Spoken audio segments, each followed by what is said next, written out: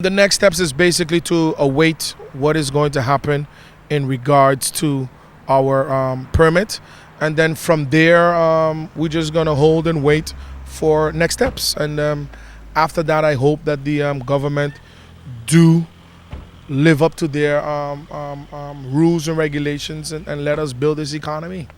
After you get it, because we believe you're going to get this, you have to get this permit. After you get this permit, what will be the next step for Ava Airways? After we receive this economic authority, we have to go now and apply for our AOC. That is another 1-year process. We are not sure what is the capabilities of the Civil Aviation Authority in the sense of certifying. We have the issue of Category 2 as well that we have to consider, and there is a whole lot more bureaucracy in that sector. So after we receive the economic authority, we are going to call a peace truce and then bring everybody to the table and let us all work towards and getting the AOC going for the company.